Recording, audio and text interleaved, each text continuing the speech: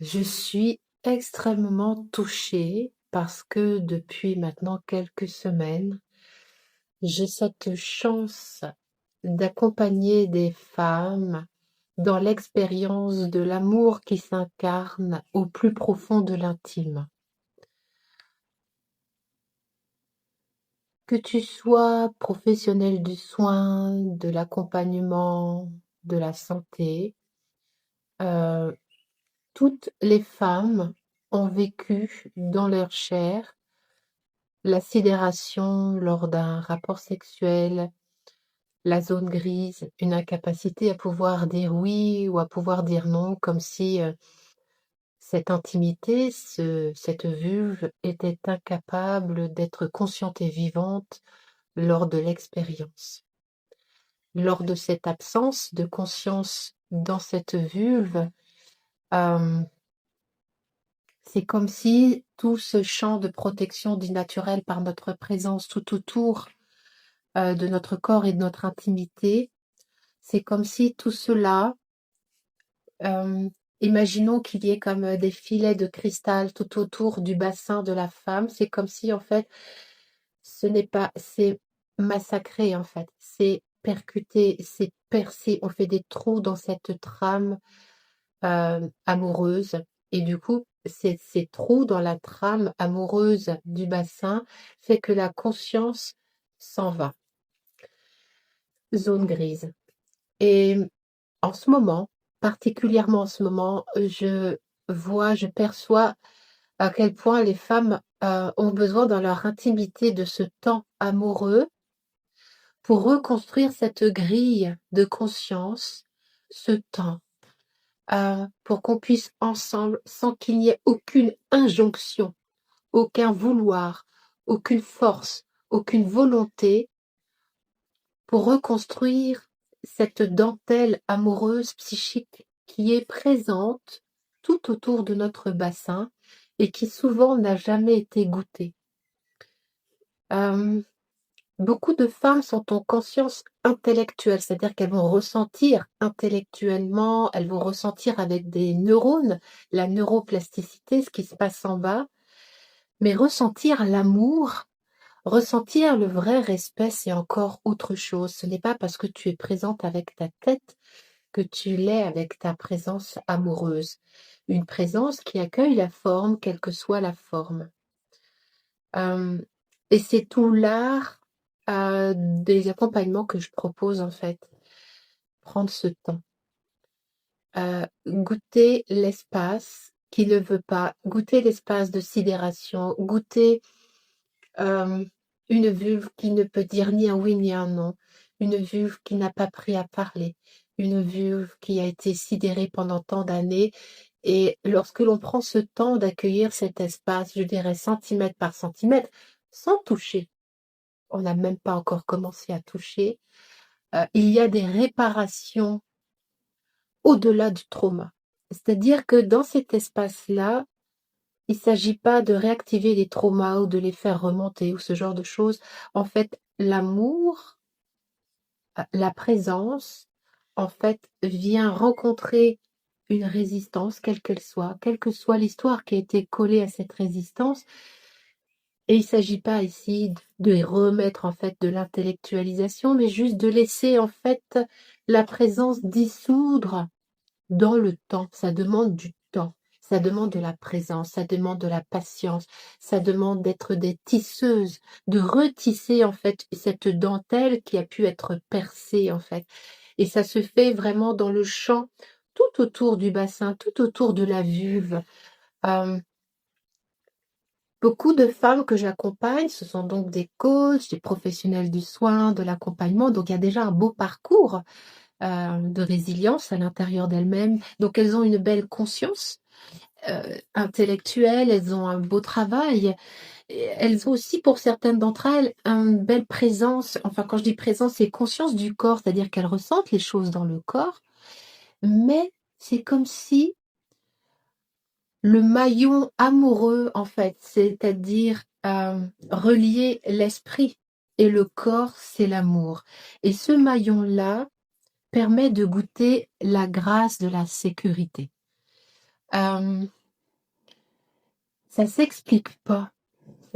Ça ne s'explique pas, ça se goûte. Ça se goûte euh, parce que il n'y a pas beaucoup de verbes à cet endroit-là. Il n'y a pas d'explication. Euh, J'appelle ça l'oraison de silence où tout d'un coup, en fait, la grâce peut s'incarner là où elle avait été ôtée. Et on a tout un chemin amoureux à recréer vers nous-mêmes, surtout dans notre intimité, parce que tant que tu n'es pas à la maison pour avoir retissé ta grille de lecture, tes oui, tes non, euh, tout ce champ en fait vibratoire de ta présence, tant que tu n'es pas revenu là-dedans, tu attires les voleurs et c'est comme s'il y a une réactivation continuellement de cette violence.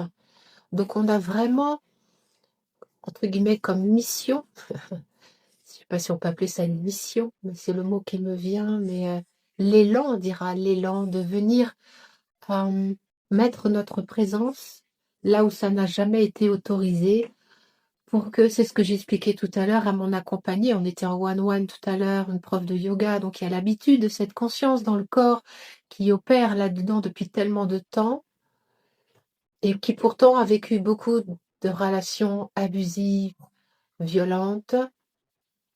Et ce que je lui disais, c'est comme elle est en train de reconstruire ce tissage, cette dentelle amoureuse tout autour de son bassin, elle est en train de retrouver sa présence là où elle n'avait jamais pu être goûtée.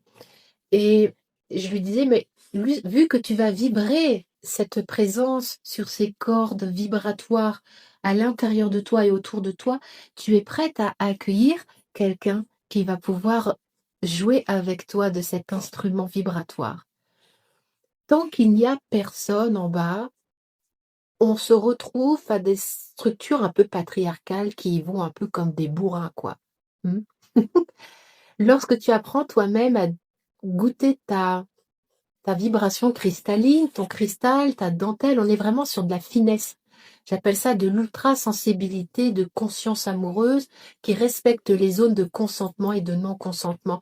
Lorsqu'on vient vraiment s'accorder avec ces fréquences-là de notre bassin, forcément, on va attirer d'autres formes de relations. Et c'est ça qui est juste phénoménal. C'est le goût que j'ai, moi, dans les accompagnements, c'est de vous permettre de pouvoir vous réaccorder à votre instrument en bas.